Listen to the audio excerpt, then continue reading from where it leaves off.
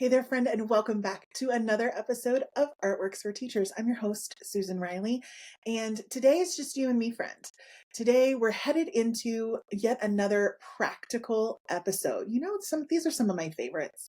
While I love interviewing changemakers and leaders and artists and educators and authors, and they expand our horizons so broadly, and I appreciate them so much.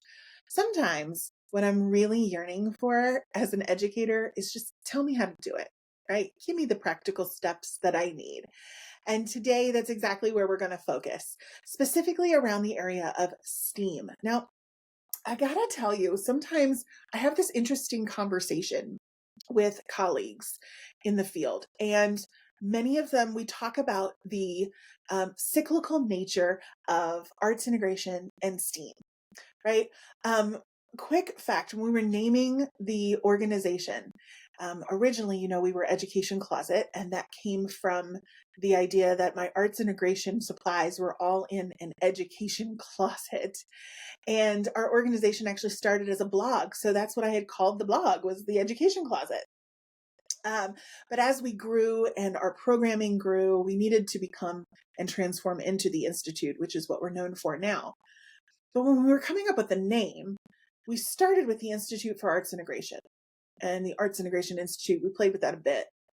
And our team very much went back and forth on should we add STEAM to this, because a lot of what we do is focus on arts integration, and we believe that STEAM and our method and approach to STEAM is really based on an arts integrated approach to STEM and the arts together. So should we have STEAM in the name or not? And at the time, it was a very big heyday for STEAM. STEAM was everywhere. It felt like the big buzzword, right? Was the talk of STEAM. And we ended up adding that to the name. So now our name is very long, the Institute for Arts Integration and STEAM. But I said to our team, I said, if we're going to include it, we also need to ensure that we have the resources and the tools around what that means. And it can't just be thrown in there because it's a buzzword. It actually has to mean something. And so we have worked really, really hard to ensure that we have resources for schools who want to approach either arts integration or STEAM, or perhaps try to merge both together. But it's funny because from a 30,000-foot view, when we're looking at what schools are interested in, what they're leaning towards, and where educators are really headed, and looking at trends, STEAM has been on a downward trend, my friend, for the last, I would say, probably 4 or 5 years. It kind of hit and exploded for a long time, and now has quietly kind of receded a bit. Arts integration very much came back into the forefront right during COVID and right after. It's still very much a topic where people are excited and interested, and we see a lot of grant dollars moving that way to support arts integration efforts. We see an increase in arts integration certification candidates. There's a lot going on with arts integration, and I love that. And there's a lot of exciting things happening in the field of arts integration and trends that are evolving.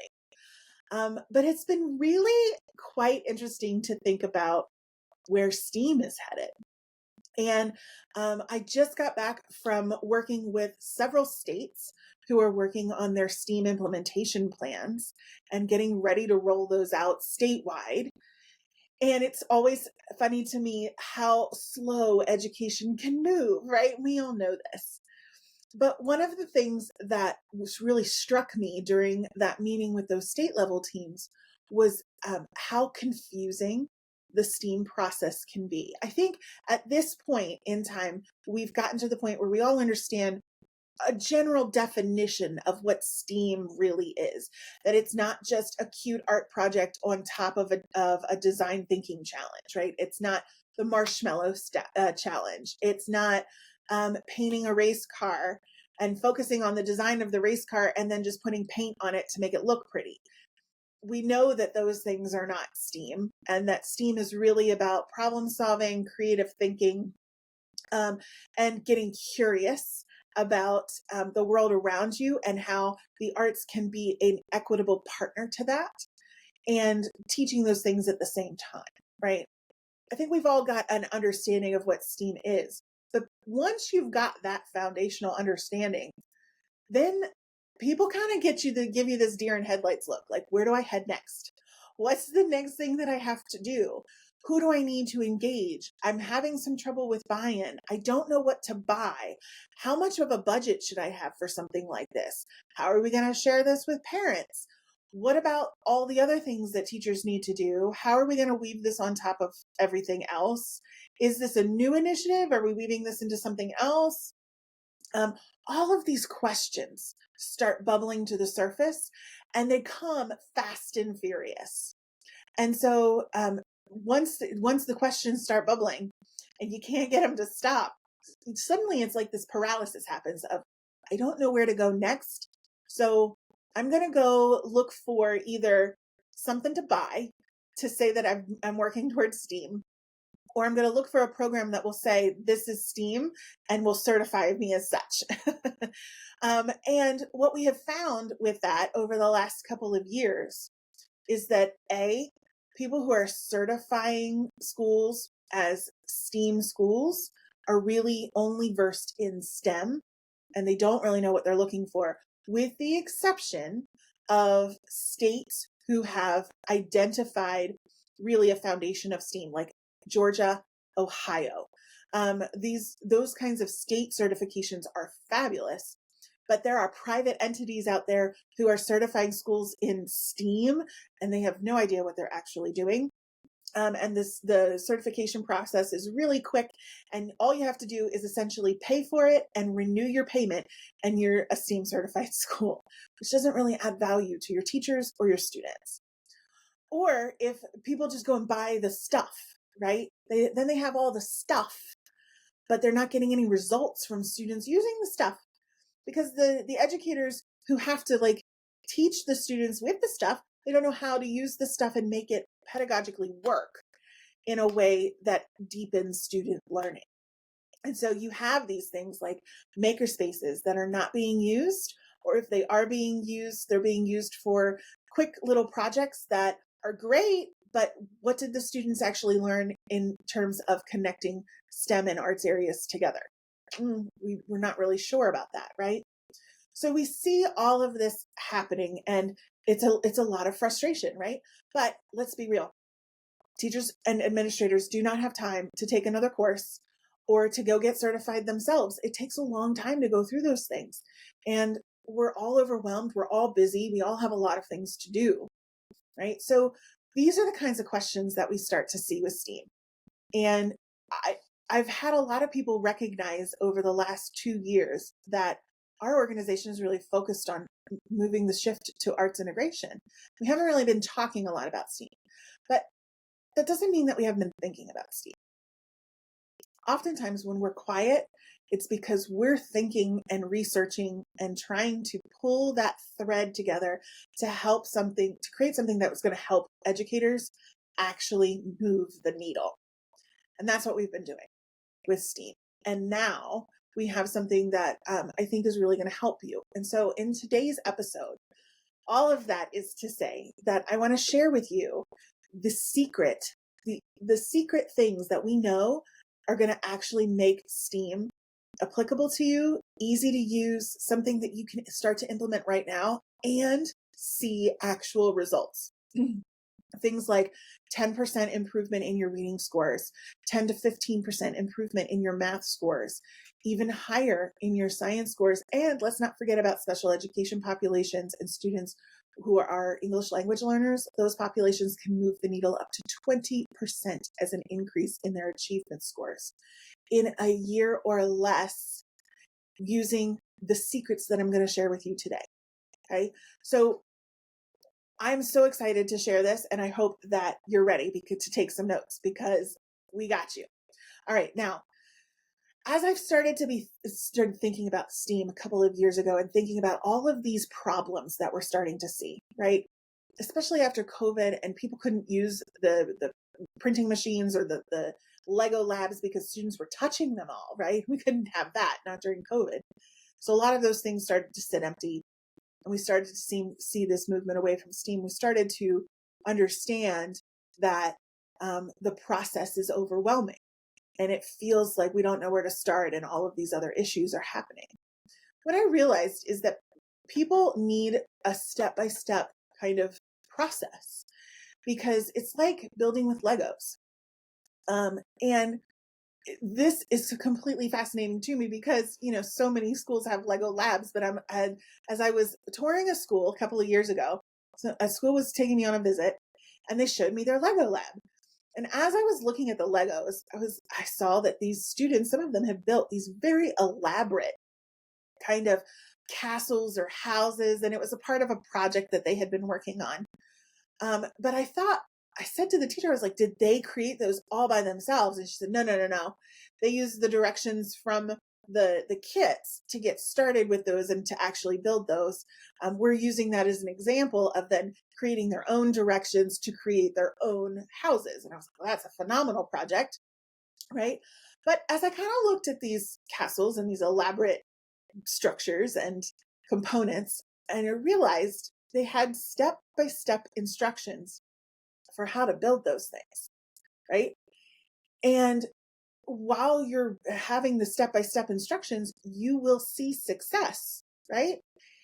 If the teacher had started with a bunch of Legos in the middle and had a picture of the castle and said, build that without any instructions at all, would it have been overwhelming to that child? Yes. Would they have maybe started in the wrong spot? Yes. Would they have selected Legos to put together that didn't actually work together? Yes. Would it have been really, really frustrating, time consuming, and a waste? Yes. Right.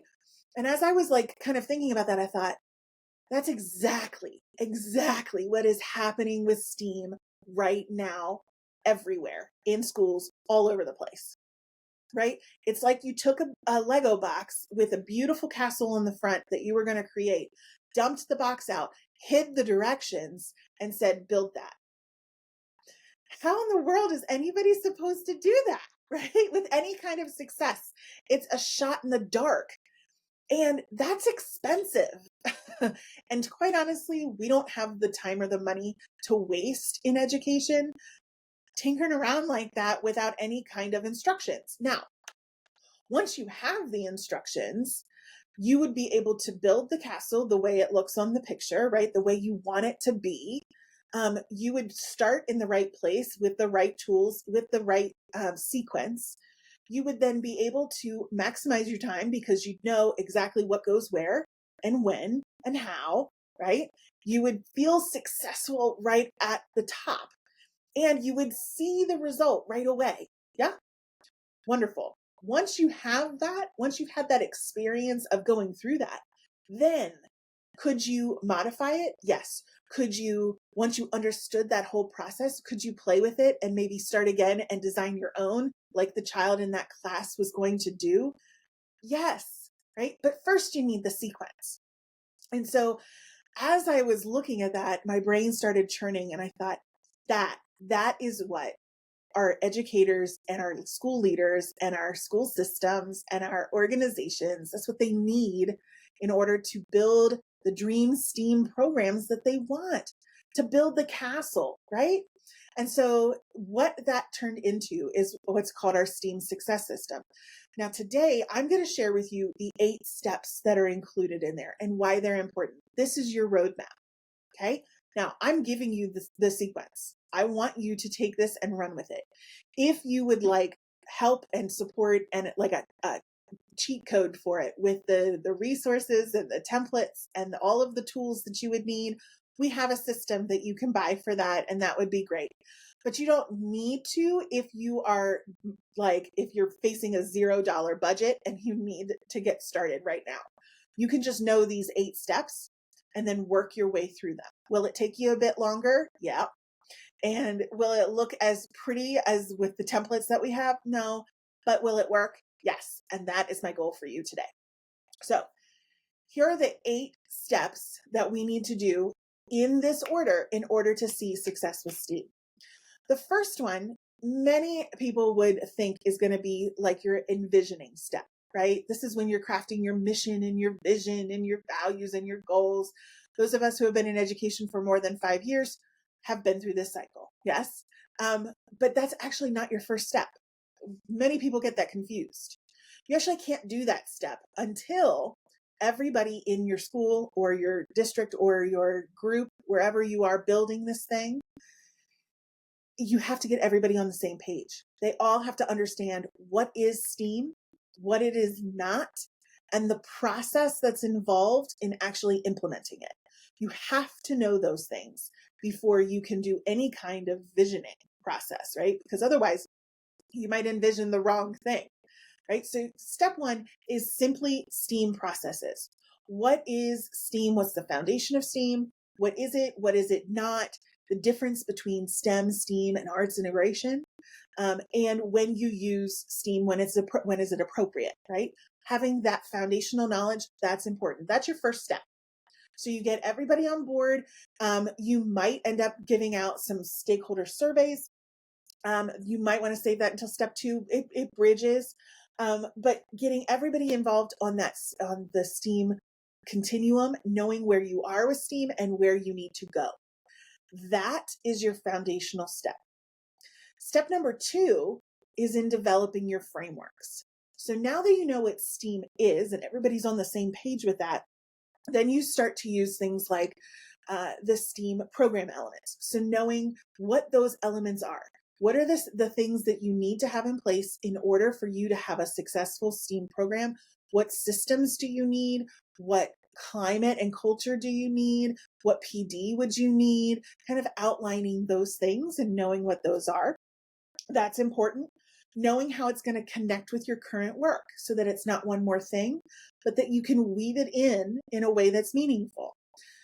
Understanding your readiness for STEAM. We have something in the system called the STEAM readiness scale, where you just take a quick quiz and it will identify what level you're on in the readiness scale as to know what do we need to do next, right? So that it takes away the fear of everything all at once. And then finally, surveying those stakeholders. So knowing, what do our parents think about STEAM? What do our teachers think about STEAM? And what do our students think about STEAM? What are their current perceptions? So that you can then move into step number three. This is your envisioning step. This is called logistics and management. And this is when you do all of the big brainstorming. So you decide your STEAM vision, your mission, what your values are, what your goals are for the program so you know what to hit. It's when you start to design your budgets. So now that you know what those goals are, you have budgets and available to you. How are we going to divvy out those budgets? What are the roles and responsibilities of the people on your team? And how do you build that buy-in, right? How do you get that going? From there, you're going to move into step 4, which is called the implementation step. So now you know what STEAM is. You have some frameworks available. You know how ready you are and what your whole community thinks about it. You have a plan for how you want to implement STEAM long term and a vision and goals for what that looks like and a budget. Now you got to start looking at, okay, how do we begin to implement? And so you have things like understanding the larger lesson design process. What does your curriculum look like? And where can we implement STEAM authentically in that curriculum? You're going to start looking at scope and sequences. You're going to start looking at the collaborative planning process and how our habits of mind also interact and prepare us for implementation.